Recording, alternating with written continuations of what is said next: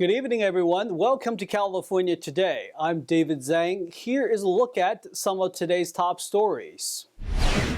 Hurricane Hilary grows stronger as it makes its way toward Southern California. It could be the first tropical storm to hit the area in over 80 years.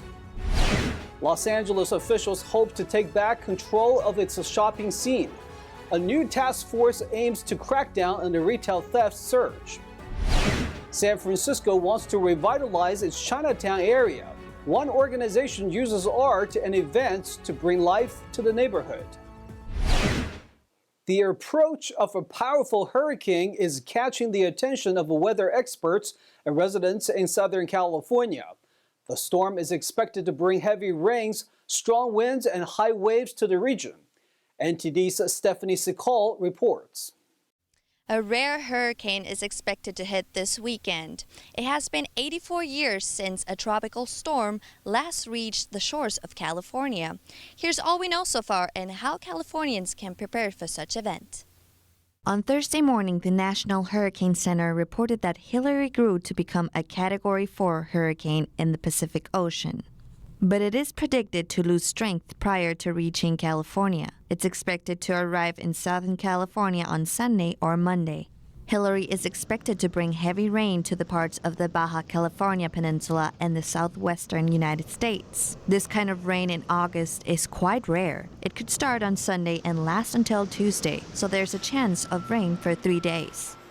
We're just preparing for the Hurricane Hilary that's coming into Southern California. I mean, a lot of people here are excited because the waves are going to get pretty heavy, but I mean, it's going to be some rain, so usually there's some flooding and the landslides and things like that.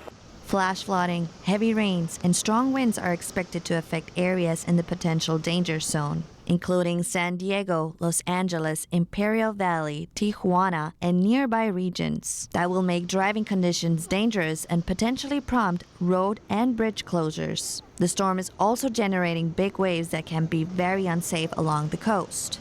A little bit of sandbags and some careful, planning. I would say get some water and get some canned food, but I'm not personally worried about it because I've been through so many of them living in Hawaii. In Los Angeles County, the watch is in full effect for Catalina Island, the Antelope Valley foothills, Santa Clarita Valley, San Gabriel Mountains, and the Golden State. Weather experts predict desert areas could have 5 to 6 inches of rain and that most of Southern California would get almost 2 inches of rain. For more information on how to stay prepared for such an event, visit www.weather.gov/safety/hurricane-plan. Another thing to keep an eye out is areas that are prone to landslides and staying away from floodwaters. The experts will keep providing more updates on the storm, so people need to stay vigilant to the news and weather reports to stay safe. Stephanie Sikal, NTD News, Los Angeles. Before the unimaginable wildfire in Maui, there was campfire in Paradise, California. At the time, it was the deadliest wildfire in California history. Now locals are installing new warning sirens to alert people of future wildfires. As Paradise continues to rebuild after the 2018 Camp Fire, the small Northern California community is installing 21 new siren towers, which will alert residents of future wildfires. Town officials say the old-school sirens are more reliable than phone alerts since cell service can be disrupted during fires. Old school because old school works no matter what. Where this thing has a backup, we can directly give a message to them, and we can directly give messages to where people go. But if that all goes down, we also got satellite, and satellite can give it the message also. So we've got backup after backup on these. When your phone goes down, which we found out, the phones were good for a while up here, but the phone cells and towers went down. And you lose reception, you can send out any message you want. If they don't get it, it doesn't matter. So this way, we're sure we're going to get the message out to people. Detailed messages can be sent to the towers through a satellite if other modes of communication go down. The sirens are currently being tested, and all 21 should be installed by the end of the year. So the sirens are created to make our town safer. Early warning sirens that will go off, and there's kind of mixed viewpoints on it because a lot of people think there won't be a fire here again, but it's not for right now, it's for the future, for our kids. It's to, so that this could never happen again. It is a sense of safety, and some people here, they don't have access easily to internet or media, and this is a way to help them escape sooner, faster, better. It makes me feel safer. I feel that most people stay tuned in and they know what's going on. We don't necessarily need the sirens, but then again, had that fire struck at 3:30 in the morning instead of 6:30, we would have all been asleep and we would not have had the notification. So in that regards, yes, the siren's probably a great idea. Eventually, they will be decorated to look like trees to better blend in with the natural environment. The siren towers were paid for through state and federal hazard mitigation grant money. Other areas in California prone to wildfires, including the city of Malibu in Southern California, are planning on installing similar siren warning systems.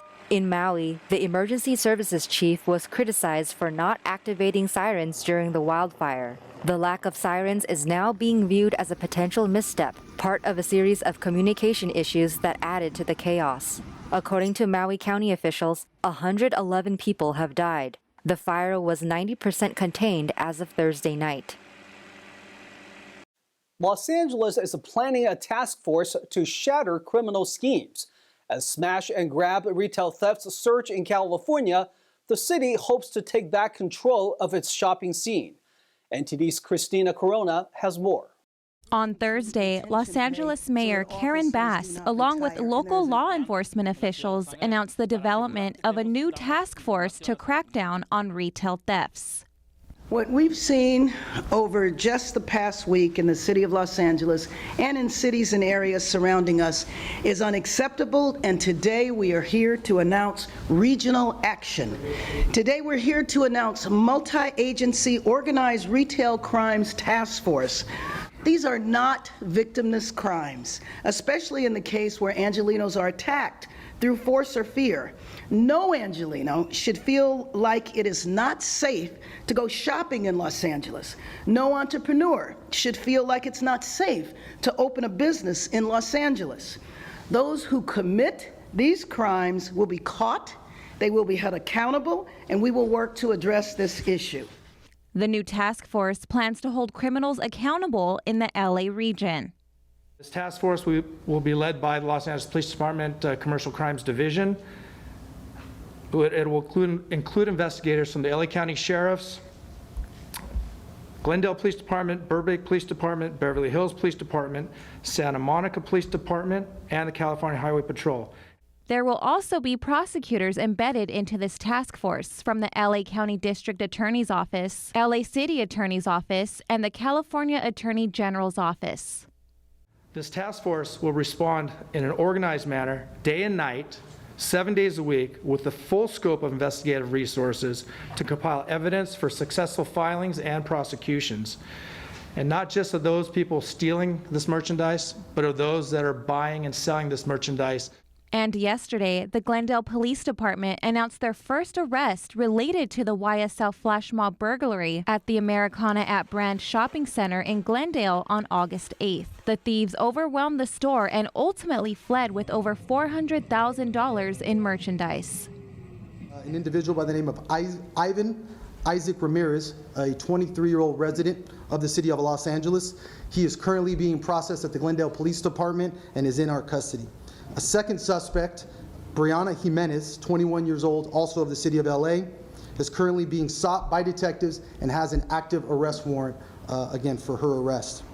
Then on Wednesday, 6 people were arrested in connection with the Nike store robbery in East LA that occurred on August 12th, stealing about $1,000 worth of shoes and merchandise. LA County Sheriff's deputies spotted the suspect's SUV and requested assistance from the California Highway Patrol. If the public has any information on thefts, the community is urged to call a new hotline at 811-374-9420. Christina Corona, NTD News, Los Angeles.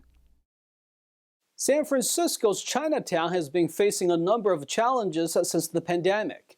One organization has been helping get the historical neighborhood back on its feet by engaging the community through art and events. NTV's Jason Blair has more. Like some other Chinatowns in the U.S., Chinatown in San Francisco was hit hard during the pandemic. The Chinatown Media and Arts Collaborative, or CMAC, is working to help revitalize the nation's first Chinatown. It is coming back from the pandemic, and we're very excited to be part of that. Nancy Pelosi visited the collaborative's brick-and-mortar location, Edge on the Square, on Thursday. CMAC was one of the 20 recipients awarded community project funding that was led by Pelosi in late 2022. And how the arts do bring people together. We forget our differences, we laugh together, we're inspired together, we cry together, we find our common ground. No matter what our political thinking may be, we have something more universal about our humanity. CMAC describes Edge on the Square as an art hub for activists, artists, designers, educators, entrepreneurs, scholars, and technologists. They held their first annual art festival in Chinatown last year. It was such a positive experience that really uplifted the community and made the night feel safe and bright again. The space regularly hosts exhibitions, programs, and workshops. Their next annual art festival is scheduled for September 30th. Jason Blair, NTD News, San Francisco. We'll now take a short break, everyone, but here's what we have for you when we come right back. The FBI arrested 9 police officers in Northern California. They may face a federal corruption investigation. The EPA plans to investigate California's water management laws.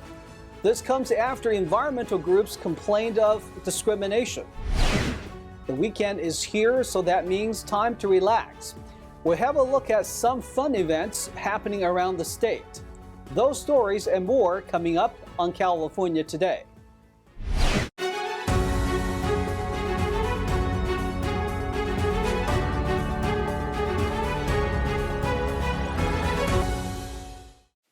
Welcome back to California Today, everybody. I'm your host, David Zhang.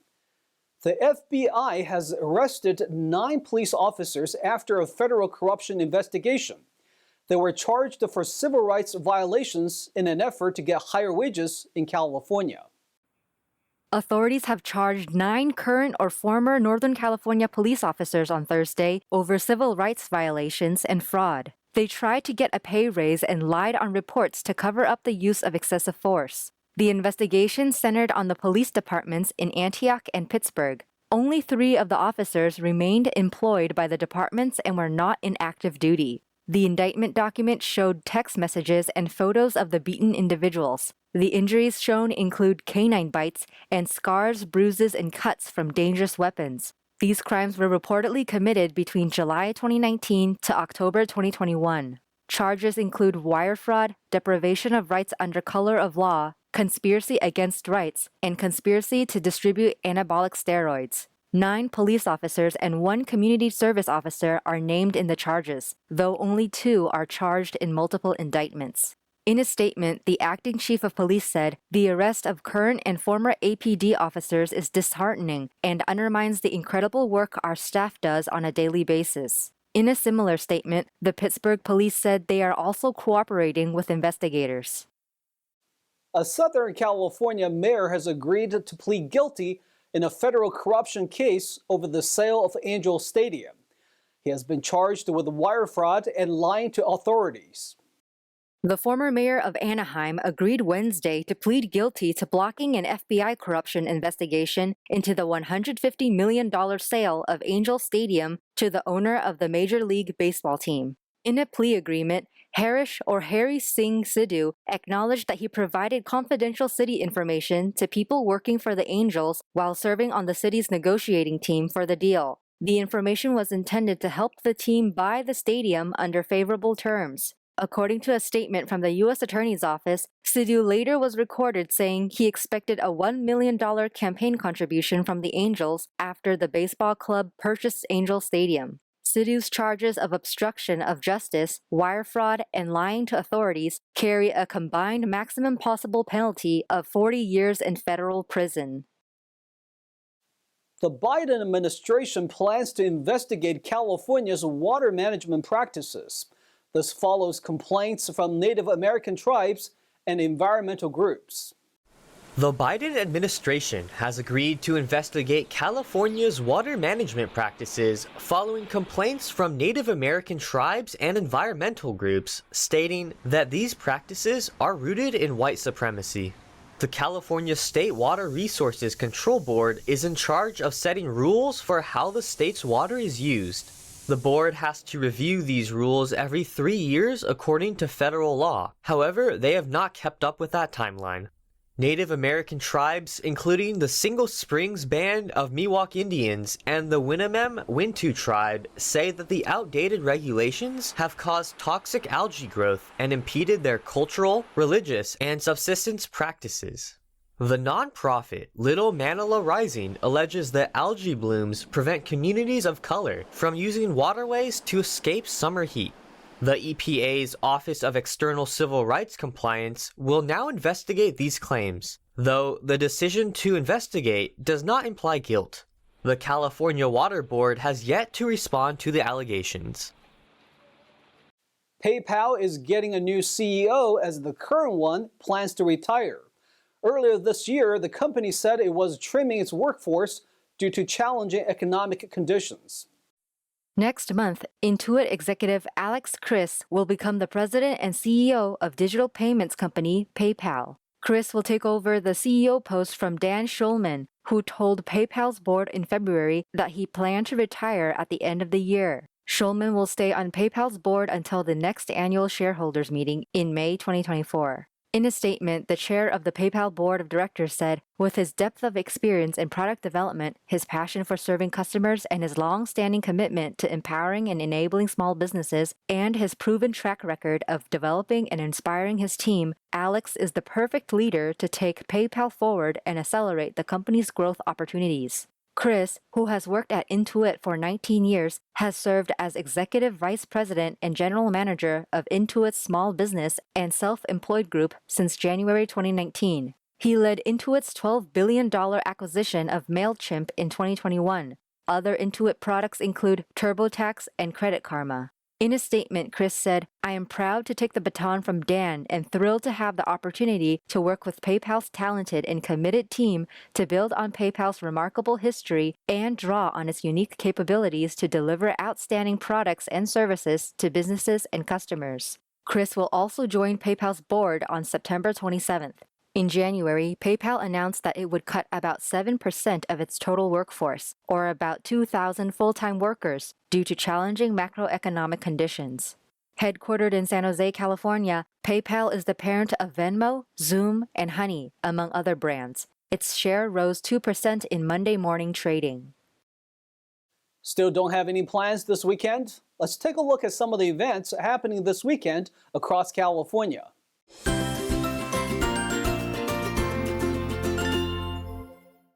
Burlingame on the Avenue is back this weekend from 10 a.m. to 6 p.m.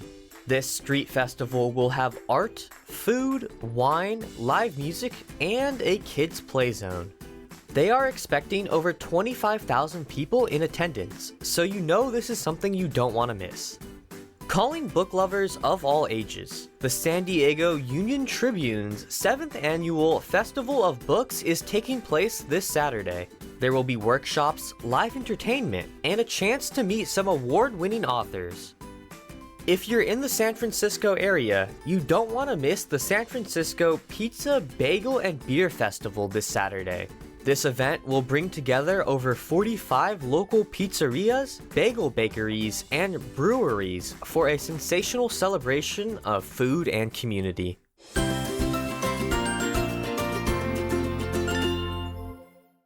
Now let's check in with NTD's Carlos Reyes for our sports roundup.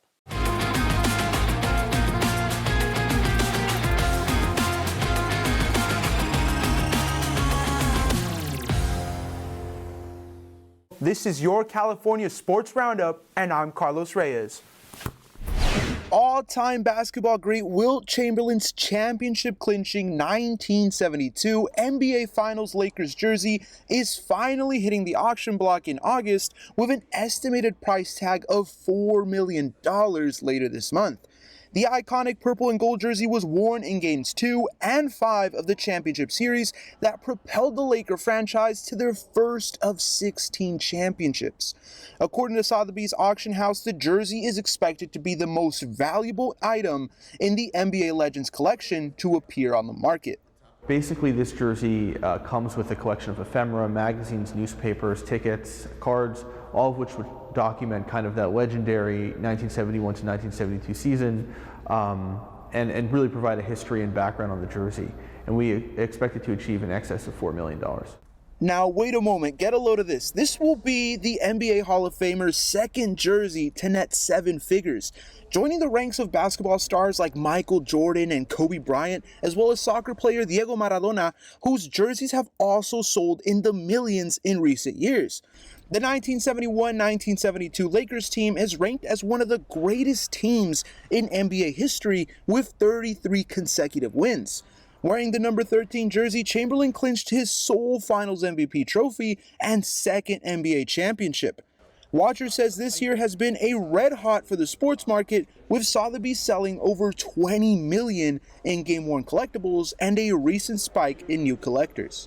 These objects are really historical objects, and there's tremendous interest in sports all over the world. And I think that, when I think about the things that Sotheby's sells and the scope, right, if you think about art, something is important to art history. This is important to the joint history of Los Angeles, and so many people care about it and covet these items. The Chamberlain Gallery is open to the public from August 2nd to the 31st, and the auction bidding will open on August 28th. That is it for today's Sports Roundup. Thank you for watching. I'm Carlos Reyes. Thanks, Carlos. All right, everyone, that's all we've got for you tonight. We would like you to join us again on California Today every weekday at 8 p.m. Make sure to check out our broadcasts at ntd.com/California-today. You will find all of our top latest clips there, ready to share with friends and family. Send us a message on Facebook, Twitter, Instagram, Ganjin World, or through our email, california.today@ntd.com. If you'd like to share a news tip or let us know how we're doing, we'd love to hear from you. I'm David Zhang. Have a wonderful weekend.